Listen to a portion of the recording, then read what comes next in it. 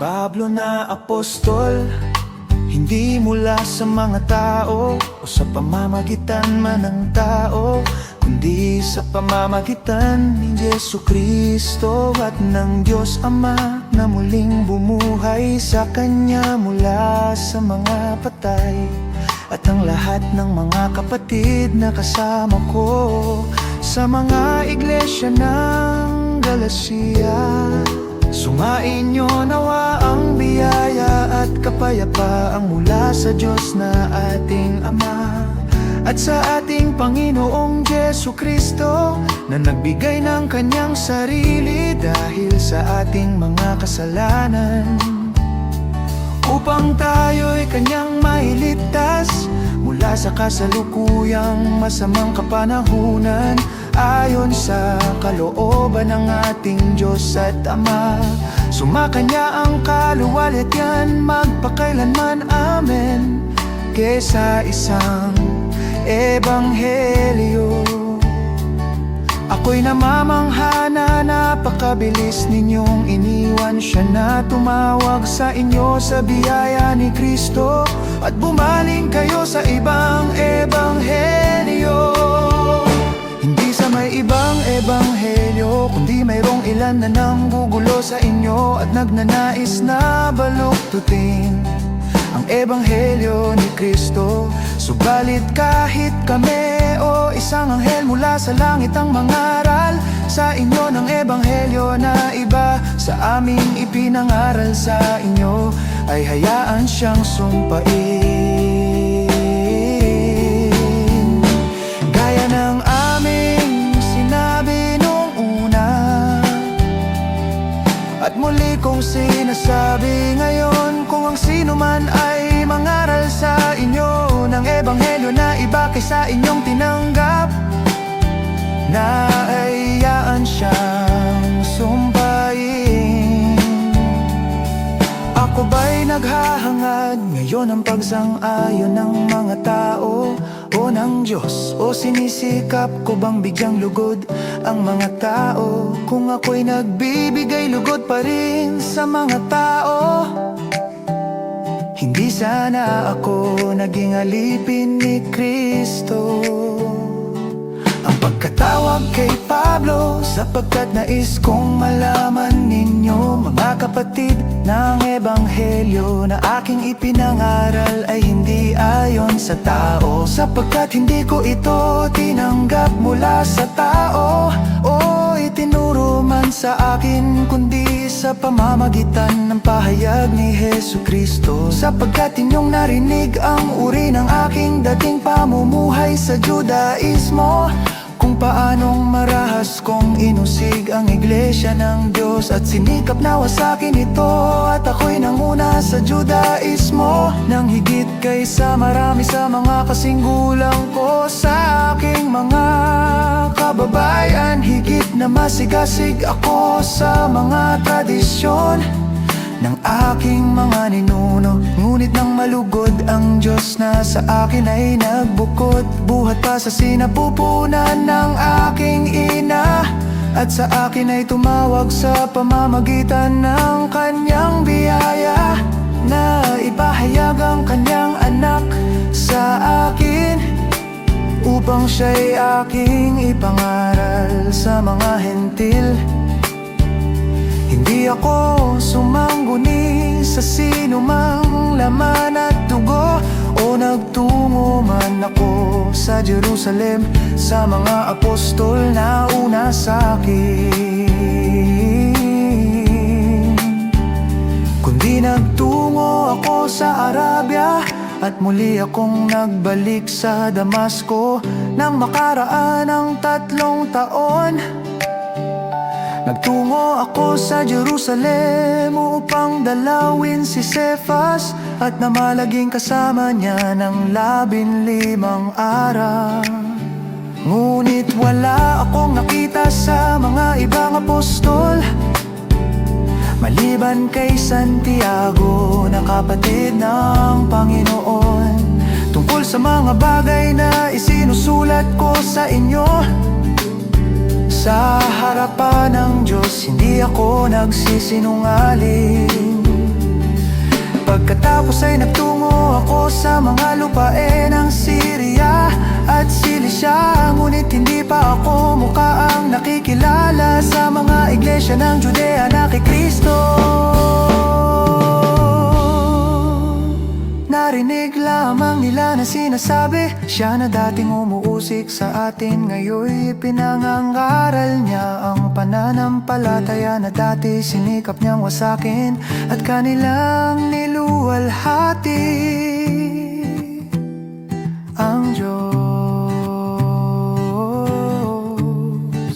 dahil sa akin.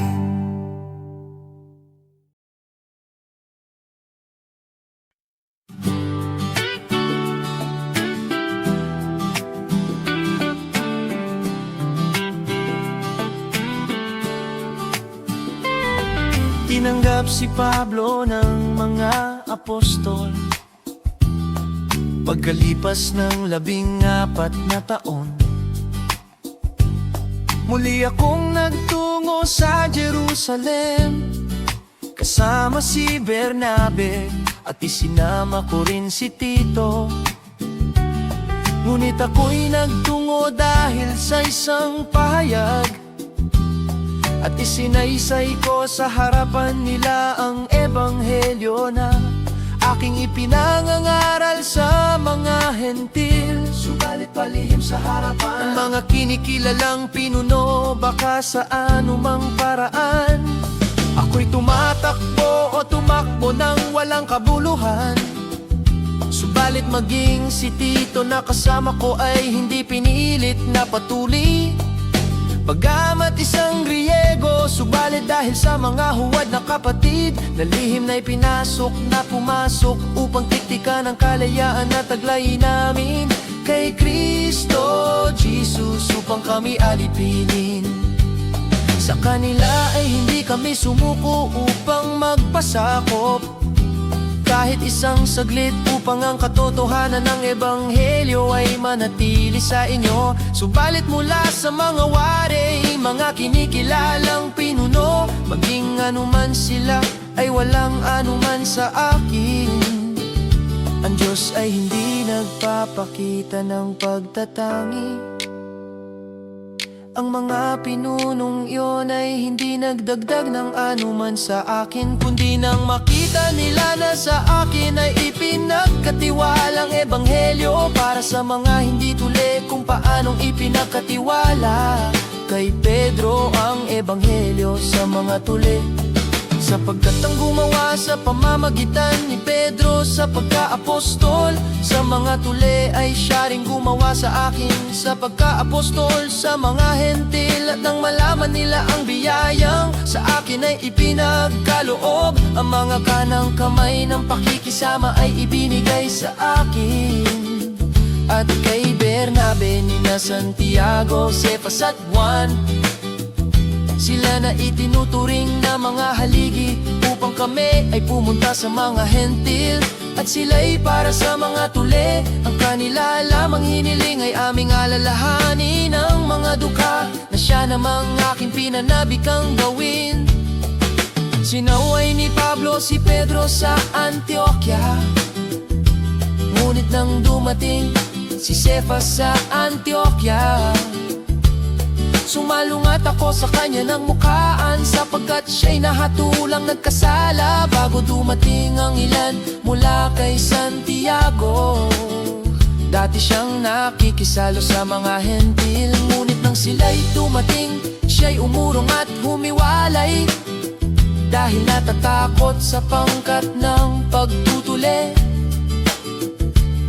At ang ibang mga Judyo ay nakisama sa kanya sa ganitong pagkukunwari, kaya't maging si Bernabe ay natangay ng kanilang pagkukunwari. Ngunit nang makita ko na hindi sila lumalakad nang matuwid sa katotohanan ng ebanghelyo, sinabi ko kay Cephas sa harapan nilang lahat, kung ikaw na Judyo ay namumuhay gaya ng mga hentil at di gaya ng mga Judyo, bakit mo pinipilit ang mga hentil na mamuhay na gaya ng mga Judyo?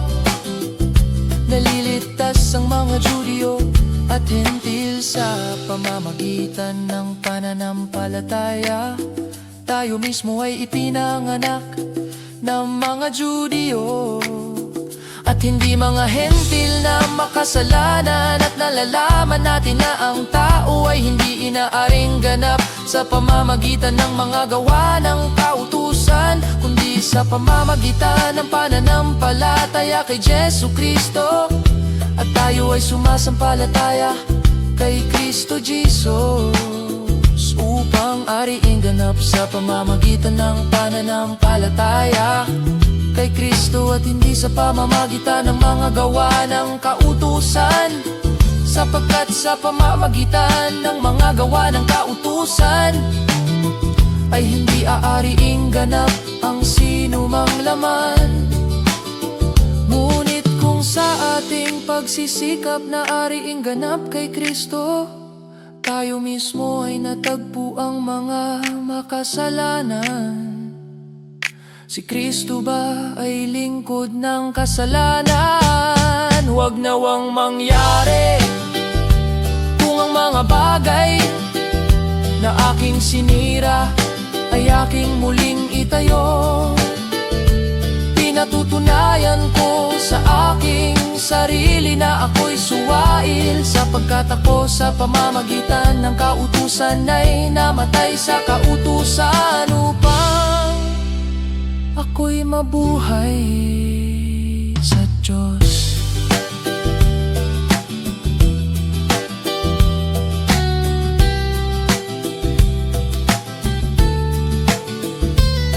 Ako'y pinakong kasama ni Kristo at hindi na ako ang nabubuhay, kundi si Kristo ang nabubuhay sa akin. At ang buhay na ikinabubuhay ko ngayon sa laman ay ikinabubuhay ko sa pamamagitan ng pananampalataya sa anak ng Diyos na sa akin ay nagmahal at nagbigay ng kanyang sarili dahil sa akin. Hindi ko pinawawalang halaga ang biyaya ng Diyos, sapagkat kung ang pag-aaring ganap ay sa pamamagitan ng kautusan kung gayon, si Kristo ay namatay ng walang kabuluhan.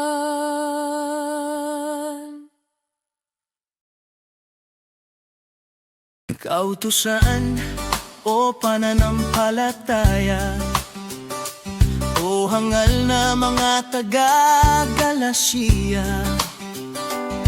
sino ang gumayuma sa inyo? Sa harapan ng inyong mga mata ay hayagang ipinakita si Jesu Kristo na ipinako sa krus. Ang tanging bagay na nais kong matutunan mula sa inyo ay ito: tinanggap ba ninyo ang Espiritu sa pamamagitan ng mga gawa ng kautusan o sa pamamagitan ng pakikinig sa pananampalataya? Napakahangal ba ninyo? Nagpasimula kayo sa Espiritu, ngayon ba'y nagtatapos kayo sa laman? Inyo bang naranasan ng maraming bagay ng walang kabuluhan? Kung tunay nga na ito ay walang kabuluhan,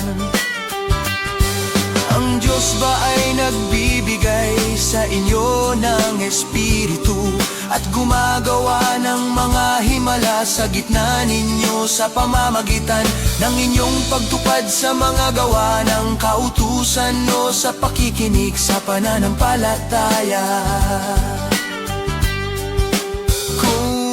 Paanong si Abraham ay sumampalataya sa Diyos at ito'y ibinilang sa kanya na katuwiran. Kaya't inyong nakikita na ang mga sumasampalataya ay mga anak ni Abraham. At ang kasulatan na nakakaalam ng una pa man na aariing ganap ng Diyos ang mga hentil sa pamamagitan ng pananampalataya ay ipinahayag ang ebanghelyo ng una pa man kay Abraham na sinasabi sa iyo ay pagpapalain ng lahat ng mga bansa kaya't ang mga sumasampalataya ay pinagpapalang kasama ng mananampalatayang si Abraham sapagkat ang lahat na umaasa sa mga gawa ng kautusan ay nasa ilalim ng sumpa sapagkat nasusulat sumpain ang bawat isang hindi sumusunod sa lahat ng bagay na nasusulat sa aklat ng kautusan. Ngayon ay maliwanag na walang sino mang inaaring ganap sa harapan ng Diyos sa pamamagitan ng kautusan sapagkat ang matuwid ay mabubuhay sa pamamagitan ng pananampalataya. Subalit ang kautusan ay hindi nakasalig sa pananampalataya. Sa halip ang gumagawa ng mga iyon ay mabubuhay sa mga iyon. Tinubos tayo ni Kristo mula sa sumpa ng kautusan nang siya'y naging sumpa para sa atin sapagkat nasusulat sumpain ang bawat binibitay sa punong kahoy upang kay Kristo Jesus ang pagpapala ni Abraham ay dumating sa mga hentil upang ating tanggapin ang pangako ng Espiritu sa pamamagitan ng pananampalataya. Ang pangako kay Abraham, mga kapatid, ako ay nagsasalita ayon sa tao kapag napagtibay na ang tipan ng isang tao. Walang makapagdaragdag o makapagpapawalang bisa nito. Ngayon ang mga pangako ay ginawa kay Abraham at sa kanyang binhi. Hindi sinasabi at sa mga binhi na tungkol sa marami kundi tungkol sa iisa at sa iyong binhi na si Kristo. Ito ang ibig kong sabihin ng kautusan na dumating pagkaraan ng 430 taon ay hindi nagpapawalang bisa sa tipan na dati nang pinagtibay ng Diyos upang pawalang saysay ang pangako sapagkat kung ang mana ay sa pamamagitan ng kautusan ito ay hindi na sa pamamagitan ng pangako subalit ipinagkaloob ito ng Diyos kay Abraham sa pamamagitan ng pangako. Ang layunin ng kautusan, bakit pa mayroong kautusan? Ito ay idinagdag dahil sa mga paglabag hanggang sa dumating ang binhi na siyang pinangakuan at ito'y ibinigay sa pamamagitan ng mga anghel sa kamay ng isang tagapamagitan. Ngayon ang tagapamagitan ay nangangahulugan na may higit sa iisang panig subalit ang Diyos ay iisa. Kung gayon ang kautusan ba ay salungat sa mga pangako ng Diyos? Huwag nawang mangyari sapagkat kung ibinigay ang isang kautusan na makapagbibigay buhay sa makatuwid, ang katuwiran ay sa pamamagitan ng kautusan. Subalit ibinilanggo ng kasulatan ang lahat ng mga bagay sa ilalim ng kasalanan upang ang ipinangako sa pamamagitan ng pananampalataya kay Jesu Kristo ay maibigay sa mga sumasampalataya. Ngunit bago dumating ang pananampalataya, nabibilanggo tayo at binabantayan sa ilalim ng kautusan hanggang sa ang pananampalataya ay ipahayag. Kaya't ang kautusan ay naging ating tagasupil hanggang sa dumating si Kristo upang tayo yariing ganap sa pamamagitan ng pananampalataya. Subalit ngayong dumating na ang pananampalataya, tayo ay wala na sa ilalim ng tagasupil sapagkat kay Kristo Jesus kayong lahat ay mga anak ng Diyos sa pamamagitan ng pananampalataya sapagkat ang lahat na sa inyo na binautismuhan kay Kristo ay ibinihis si Kristo. Walang Judyo o Griego, walang alipin o malaya, walang lalaki o babae sapagkat kayong lahat ay iisa kay Kristo Jesus. At kung kayo'y kay Kristo, kayo nga'y mga binhi ni Abraham, mga tagapagmana ayon sa pangako.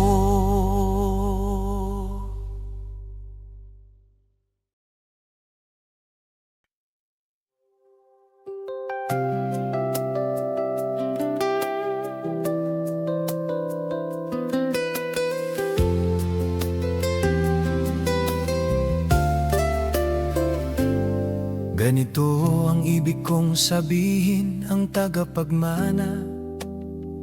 Habang bata pa ay hindi nakahihigit sa mga alipin, bagamat siya ang may-ari ng lahat. Subalit siya ay nasa ilalim ng mga tagapangalaga at mga katiwala, hanggang sa panahong itinakda ng Ama. Gayon din tayo nang tayo'y mga bata pa, tayo'y naalipin sa mga panimulang aral ng sanlibutan. Subalit nang dumating ang ganap na kapanahunan, isinugo ng Diyos ang kaniyang anak na ipinanganak ng isang babae at ipinanganak sa ilalim ng kautusan, upang tubusin ng mga nasa ilalim ng kautusan, upang matanggap natin ang pagkukup bilang mga anak. At sapagkat kayo'y mga anak, isinugo ng Diyos ang Espiritu ng Kaniyang anak sa ating mga puso na sumisigaw, Aba, Ama. Kaya't hindi ka na alipin kundi anak, at kung anak ay tagapagmana. Pinagsabihan ni Pablo ang mga taga-Galasya, subalit noong una nang hindi pa ninyo kilala ang Diyos, kayo'y naging mga alipin ng mga hindi likas na Diyos. Subalit mayong nakikilala na ninyo ang Diyos, o sa halip ay kinikilala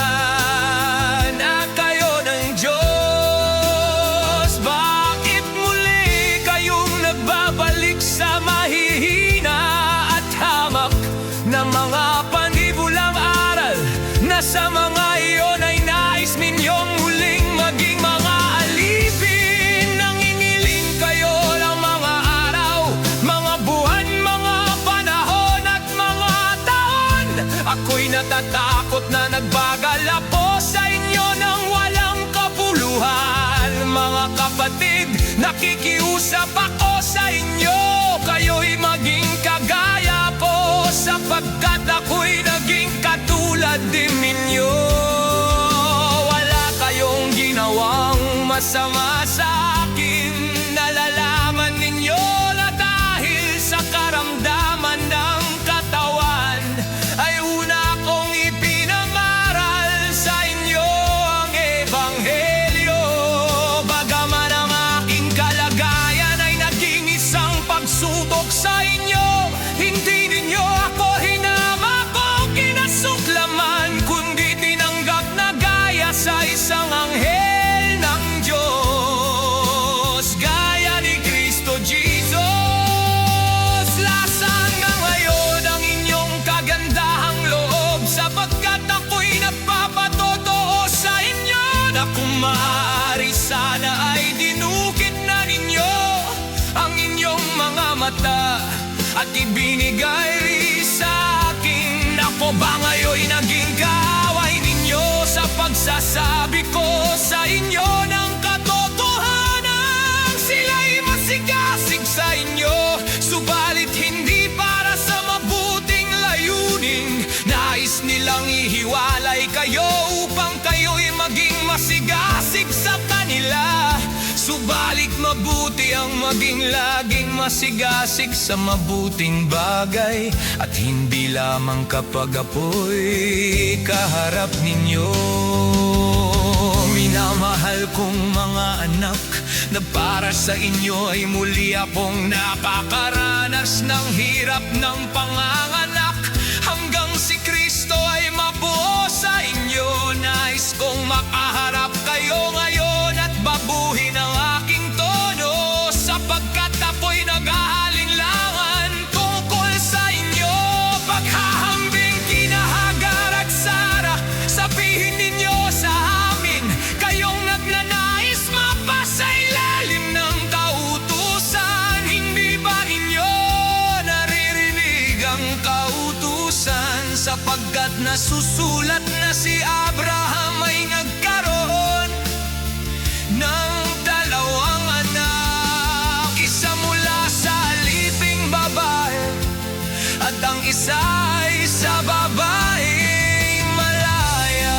Subalit ang mula sa alipin ay pinanganak ayon sa laman, at ang mula sa babaeng malaya ay sa pamamagitan ng pangako.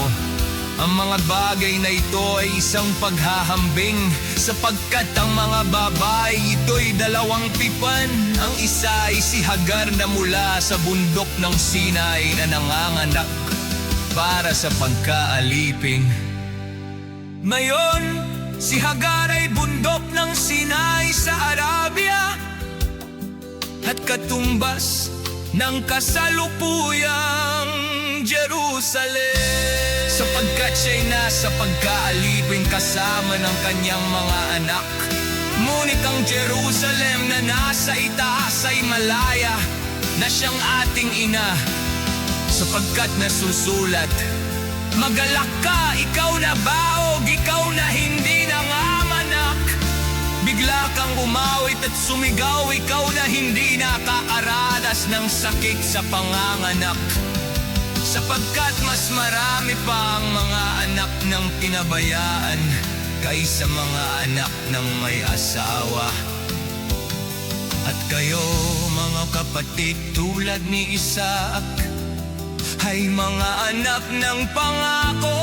Subalit kung paanong inusig noon ng ipinanganak ayon sa laman ng itinanganak ayon sa espiritu, gayon din naman ngayon. Subalit ano ang sinasabi ng kasulatan? Palayasin ang aliping babae at ang kanyang anak, sapagkat hindi magmamanang ang anak ng babaeng aliping na kasama ng anak ng babaeng malaya. Kaya, mga kapatid, hindi tayo mga anak ng babaeng alipin, kundi ng babaeng malaya.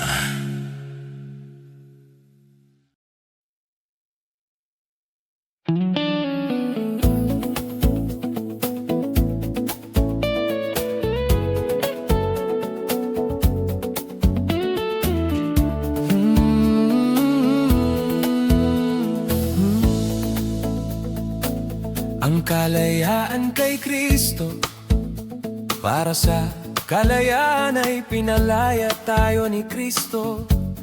Kaya't magpakatatag kayo at huwag pasakop na muli sa pamatok ng pag-aalipin. Makinig kayo, akong si Pablo ay nagsasabi sa inyo na kung kayo'y patutuli, si Kristo ay hindi magiging pakinabang sa inyo. At muli kong pinatotohanan sa bawat taong nagpatuli na siya'y may pananagutang tumupad sa buong kautusan. Kayo'y hiwalay kay Kristo, kayong mga nagnanais ariing ganap sa pamamagitan ng kautusan. Nahulog kayo mula sa biyaya.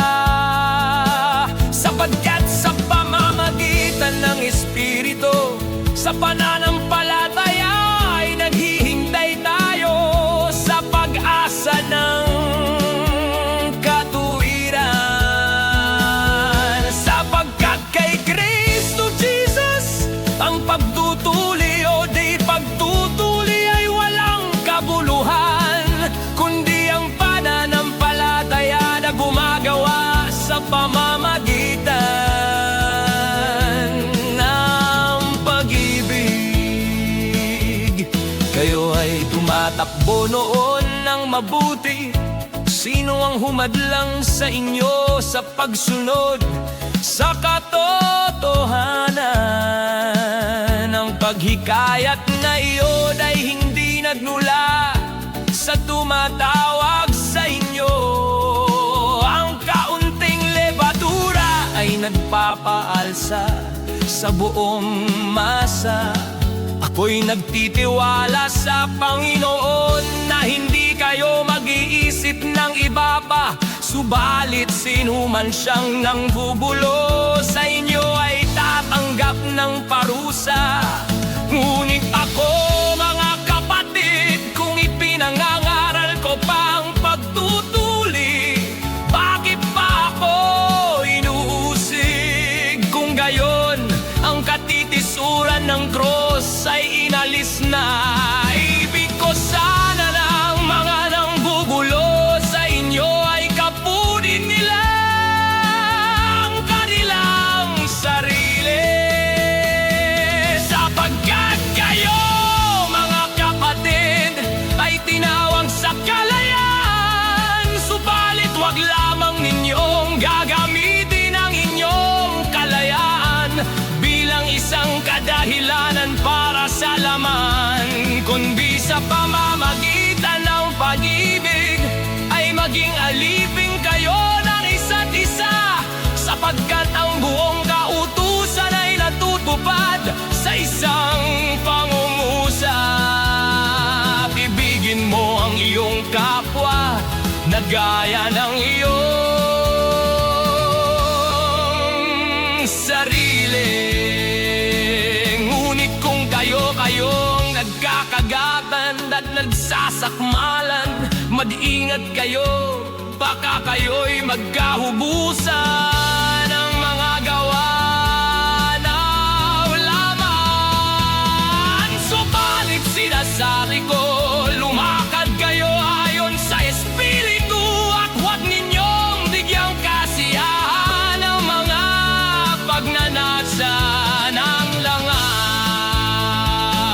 Sapagkat ang laman ay nagnanasa laban sa Espiritu, at ang Espiritu ay laban sa laman. Sapagkat ang mga ito ay laban sa isa't isa, upang hindi ninyo magawa ang mga bagay na nais ninyong gawin. Subalit kung kayo'y pinapatnubayan ng Espiritu, kayo'y wala sa ilalim ng kautusan. Ngayon ay hayag ang mga gawa ng laman, ang mga ito ipakikiapid, karumihan, kahalayan, pagsamba sa Diyos-Diyosan, pangkuulam, alitan, pagtatalo, paninibugho, pagkagalit, pagkamakasarili, pagkakabahabahagi, mga pagkakampi-kampi, pagkainggit, paglalasing, kalayawan, at ang mga katulad nito binabalaan ko kayo, gaya ng aking pagbabala noong una sa inyo, na ang mga gumagawa ng gayong mga bagay ay hindi magmamana ng kaharian ng Diyos.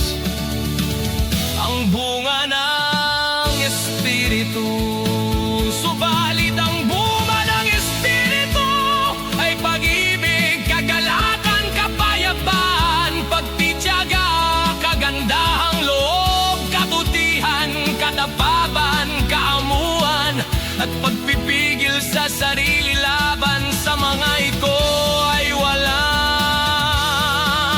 kautusan. At ipinako sa cross ng mga anak kay Kristo Jesus ang laman na kasamang masasamang pagnanasa at mga kahalayan nito. Kung tayo'y nabubuhay sa pamamagitan ng Espiritu, lumakad din tayo sa patnubay ng Espiritu. Huwag tayong maging palalo na ginagalit ang isa't isa at naiinggit sa isa't isa.